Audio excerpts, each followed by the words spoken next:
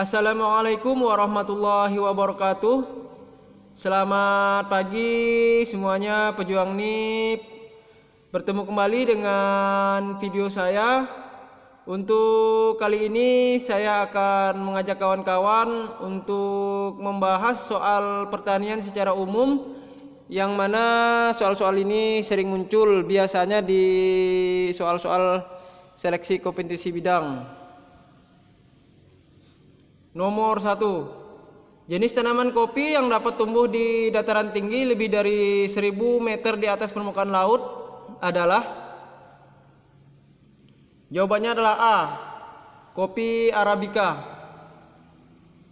Kopi Arabica ini tumbuh pada ketinggian 1000 sampai dengan 2100 meter di atas permukaan laut.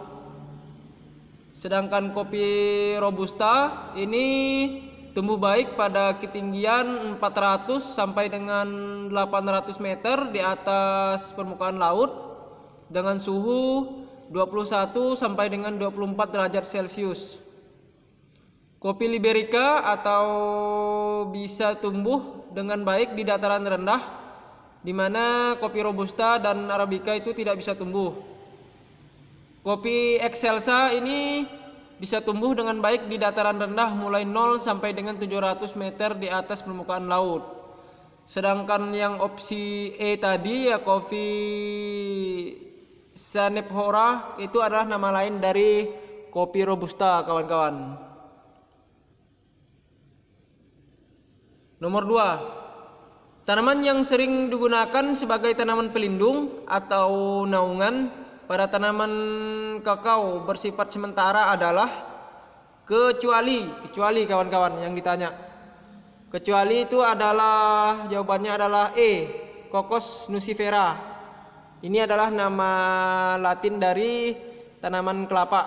Sedangkan Musa paradisia, Sesbania, Flemingia conquesta, Clotaralia sp itu merupakan suatu tanaman naungan yang bersifat sementara, kawan-kawan. Dimana kalau tanaman kelapa itu adalah tanaman penaung yang bersifat tetap. Dalam hal ini harus diatur agar persaingan minimal. Sebaran akar kakao terbanyak sampai radius 1 meter dan sebaran akar kelapa terbanyak sampai radius 2 meter. Oleh karena itu perlu dibuat tata tanam dengan jarak antar kakao dan kelapa minimal 3 meter. Nomor 3. Berdasarkan pengelompokan jenis pupuk berdasarkan sumbernya yang termasuk pupuk alam adalah? Jawabannya adalah A. RP dan dolomit. RP ini sama juga dengan rock fosfat, kawan-kawan. Nah, ini dari proses pembuatannya, pupuk itu dibedakan menjadi 2. Ada pupuk buatan dan pupuk alam. Yang dimaksud dengan pupuk buatan itu yaitu dibuat oleh pabrik dari hasil penggabungan atau sintesis pemecahan senyawa-senyawa kimia seperti urea, KCl, pupuk majemuk, NPK dan lain-lain. Kalau pupuk alam itu ditemukan di alam yang terbentuk tanpa adanya campur tangan manusia. Contohnya apa saja? Seperti RP atau rock fosfat, dolomit, kapur dan lain-lain. Kalau kita lihat dari bahannya, pupuk itu dibedakan pula menjadi 2. Ada pupuk organik dan anorganik. Kalau organik itu maksudnya terbuat dari bahan-bahan senyawa kimia organik. Kalau anorganik terbuat dari bahan-bahan atau senyawa kimia anorganik. Seperti itu, kawan-kawan. Nomor 4. Ramuan alami pembasmi hama yang bahan-bahan aktifnya berasal dari alam, seperti ekstrak tanaman tertentu yang sudah diketahui efek positifnya dalam membasmi hama tertentu disebut? Jawabannya adalah A. Pestisida nabati. Dimana kalau biopestisida itu sama juga dengan pestisida hayati, kawan-kawan. Itu nama lainnya. Itu adalah pestisida yang bahan utamanya bersumber atau diambil dari bahan hayati atau makhluk hidup seperti mikroorganisme, bakteri, cendawan, nematoda atau virus. Kalau pestisida kimia itu adalah bahan beracun yang sangat membahayakan bagi lingkungan dan kesehatan manusia. Memiliki sifat polutan yang menimbulkan dan menyebarkan radikal bebas. Kalau bioinsektisida itu pestisida yang bahan aktifnya merupakan mikroorganisme seperti bakteri Bacillus thuringiensis, cendawan Beauveria, dan nematoda patogen serangga. Nomor 5. Berdasarkan umur, secara umum tanaman padi itu dikategorikan dalam umur genjah apabila jawabannya adalah A. Berumur 105 sampai 124 hari setelah sebar. Berdasarkan umur, secara umum tanaman padi dikategorikan dalam umur genjah itu sekitar 110 hari dan lebih dari 120 hari. Padi varietas lokal pada umumnya berumur dalam, sedangkan varietas unggul berumur genjah. Secara lebih rinci, umur tanaman padi tersebut dapat diklasifikasikan sebagai berikut. Kalau dia dalam itu lebih dari 151 hari setelah sebar.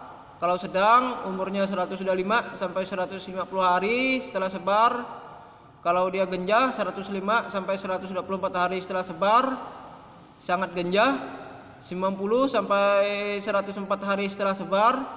Kalau ultra genjah itu kurang dari 90 hari setelah sebar. Nomor 6. Yang termasuk salah satu ciri dari sistem pengendalian hama terpadu adalah jawabannya adalah A, kawan-kawan. Mengurangi dan membatasi penggunaan pestisida.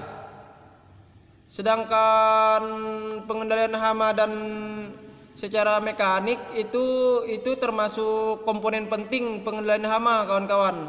Nah, itu kan ada 7 komponen. Ada pengendalian fisik, mekanik, kultur teknik, varietas tanah, varietas tahan, pengendalian secara hayati, dan pengendalian dengan peraturan regulasi atau karantina, pengendalian secara kimia. Itu udah termasuk dari komponennya. Nah, sedangkan pertanyaannya itu adalah sistem pengendalian. Kalau memanfaatkan musuh alami, itu sama juga dengan prinsip dari sistem pengendalian hama terpadu. Nah, ini penjelasan lanjut tentang dari sistemnya itu tadi. Ciri-ciri dari sistem pengendalian hama terpadu itu ada 6.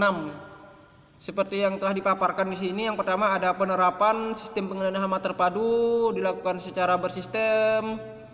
Yang kedua, sasarannya adalah produksi dan ekonomi tercapai tanpa merusak lingkungan hidup.